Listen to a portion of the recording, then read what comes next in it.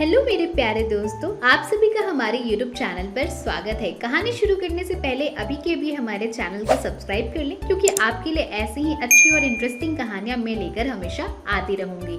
तो चलो अब कहानी शुरू करते हैं। ये कहानी है रामू की, जो बेहद गरीब था। गांव के सेठ के यहाँ मजदूरी करके जो थोड़े बहुत पैसे उसे मिलते थे, उनसे घर का खर्चा चला पाना उसके लिए बहुत मुश्किल था। रामू के परिवार में उसकी पत्नी कोमल और 2 छोटे बच्चे थे। एक दिन जब रामू काम से थका हारा घर लौटा तो उसकी पत्नी कोमल ने उसे थका हारा देखकर पानी लाकर दे दी है। रामू पानी पीकर कुछ सोचने लगता है। वो बहुत उदास और दुखी दिखाई दे रहा था। ये देखकर कोमल ने उससे पूछा, क्या हुआ जी, मालिक ने पैसे देने से मना कर दिया क्या? रामू कहता है, कोमल, तुम तो सब जानती हो, मालिक के पास पैसा तो बहुत है, लेकिन दिल में दया नहीं है। मैंने कहा उनसे मुझे पैसों की जरूरत है, मेरे बीवी बच्चे भूखे हैं। लेकिन तुम्हें पता है मालिक ने क्या जवाब दिया?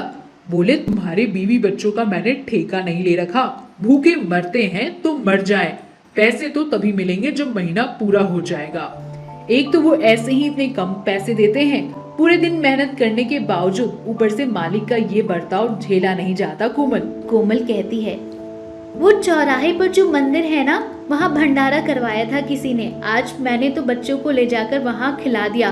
बच्चों ने अच्छे से खाना भी खा लिया और आज मैं आपके लिए भी वहाँ से खाना लेकर आई हूँ। रामू कहता है, नहीं नहीं कोमल, मुझे पता है घर में राशन का एक भी दाना नहीं है, ये खाना बच्चों के लिए रख दो तुम। कोमल कहती है, अजी आप इतनी दिन रात मेहनत करते हो, कुछ खाओगे नहीं तो कैसे संभालोगे सब कुछ? ये कहकर कोमल फूट फूट कर रोने लगती है। रामू उसे संभालता है। रामू बहुत मेहनती था, लेकिन उसकी मेहनत के बदले उसका सेठ उसे सही तनख्वाह नहीं देता था और ना ही रामू की गरीबी पर उसे तरस आता था। रामू कई दिनों से थका भूखा हारा रहकर काम करता था। इसी वजह से एक दिन वो काम करते हुए बेहोश हो गया।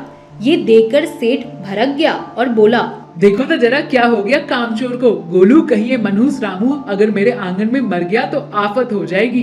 गोलू रामू की नब्ज देखता है और फिर सेठ जी से कहता है, मालिक सांसें तो चल रही है, लगता है वो सो गया है। सेठ कहता है, गोलू सही से देख, कहीं नाटक तो नहीं कर रहा है, जरा पानी उड़ेल उसके मुंह पर। गोलू रामू के चेहरे पर पानी के छींटे मारता है। रामू को होश आ जाता है, लेकिन उसे बहुत कमजोरी महसूस हो रही थी। बड़ी मुश्किल से वो उठा और सेठ जी से बोलता है, मुझे माफ कर दीजिए मालिक, मुझे पता ही नहीं चला कब आंखों के सामने अंधेरा छा गया और मैं बेहोश हो गया, मुझे माफ कर दीजिए। सेठ कहता है, काम के समय देरी, आज तेरी आंखें खुली रहनी चाहिए। ध्यान से, आज कई खेतों का अनाज घर पहुंच रहा है, उसे गोदाम में रख दे और रात में उसकी रखवाली भी करनी है। ये तुझे समझ आ रहा है ना? रामू कहता है, लेकिन मालिक मेरे बच्चे, मेरी बीवी। सेठ कहता है, एक रात आज घर नहीं जाएगा तो क्या उनकी सांसें रुक जाएंगी? मेरी बात ध्यान से सुन, पैसे चाहिए तो सुन ले, एक दाना भी बर्बाद हुआ मेरे खेत से तो तेरी खैर नहीं। ये कहकर सेठ वहाँ से चला जाता है। रामू ने किसी तरह धीरे धीरे अनाज की सारी बोरियां गोदाम में उठाकर रख दी। तभी अचानक तेज बारिश होने लगी। बारिश होता देख रामू को अनाज के गीले होने की चिंता होने लगी। तभी रामू ने मन में सोचा, ये बारिश भी आज ही होनी थी, मगर गोदाम में पानी आ गया तो क्या होगा, मुझे कुछ सोचना होगा। बारिश थमने का नाम नहीं ले रही थी। धीरे धीरे गोदाम के आसपास बारिश का पानी जमा होने लगा। जब रामू को कुछ नहीं सूझा तो उसने कई खाली बोरियां उठाई और उन्हें गोदाम के आगे बोरियों को लगा दिया। इन बोरियों में भी पानी नहीं रुका और वो खुद पानी के आगे तब जाकर लेट गया। वो रात भर पानी में पड़ा रहा, लेकिन फिर भी धीरे धीरे गोदाम में पानी आ गया। अगले दिन सेठ आया और तो देखा अनाज की 1-2 बोरियां पानी से गीली हैं। ये देखकर सेठ को गुस्सा आ गया और वो गुस्से में लाल हो गया। उसने रामू से कहा, अरे मुझे तुम पर भरोसा ही नहीं करना चाहिए था, एक नंबर का बेअकल है तू। क्या कर रहा था रात भर? अनाज गीला कैसे हो गया? रामू कहता है, मालिक मैंने बहुत कोशिश की, बारिश बहुत तेज थी। सेठ कहता है, मुझे सब पता है कितनी तेज बारिश थी, तेज तो तेरा दिमाग चलता है, हाथ पैर नहीं। निकल जा मेरे सामने से, वरना बवाल कर दूंगा। रामू उदास होकर वहां से चला जाता है। उसी रोज शाम को तेज बारिश फिर से शुरू हो गई। इस बार बारिश कई दिनों तक होती रही। तेज बारिश की वजह से पूरे गांव में बाढ़ आ गई। सेठ खरुश होने के साथ साथ एक नंबर का लालची भी था। लगातार हो रही बारिश को देखकर उसे गोदाम में रखी अपने अनाज की चिंता होने लगी और उसके सारे नौकर बारिश की वजह से काम पे भी नहीं आ रहे थे, इसलिए वो खुद ही गोदाम पर पहुंच गया। वहां पहुंचकर उसने जो देखा उसने सेठ के होश उड़ा दिए। बारिश का पानी गोदाम के अंदर भर चुका था। ये देखकर सेठ बोला, अरे मेरे भगवान, ये क्या हो गया रे, मेरी मदद करो, मैं लुट जाऊंगा, बर्बाद हो जाऊंगा। सेठ कुछ नहीं कर सकता था, उल्टा वो खुद भी पानी में फंस गया। उधर रामू की झोपड़ी में भी पानी आ चुका था। पूरी तरीके से उसका सारा सामान बह चुका था। वो अपनी बीवी बच्चों के साथ कोई सुरक्षित जगह ढूंढ रहा था। तभी अचानक उसे गेट के पास रेस्क्यू टीम की नाव दिखाई दी। रामू कहता है, हमें बचा लो, हमें बचा लो, हम यहाँ पे हैं, प्लीज हमें बचा लो, हमारी मदद करो। रेस्क्यू टीम रामू के परिवार को बचा लेती है और सुरक्षित जगह ले जाने लगती है। तभी रामू को दूर से सेठ का गोदाम नजर आता है। उसे सेठ की हल्की सी झलक भी दिखाई देती है।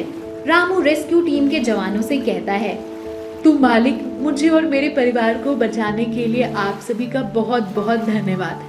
किंतु एक विनती और है आपसे। आप वो जो दूर में गोदाम दिख रहा है ना, मुझे ऐसा लग रहा है कि मैंने अपने मालिक को वहाँ देखा है। आप कृपया करके उन्हें बचा लीजिए।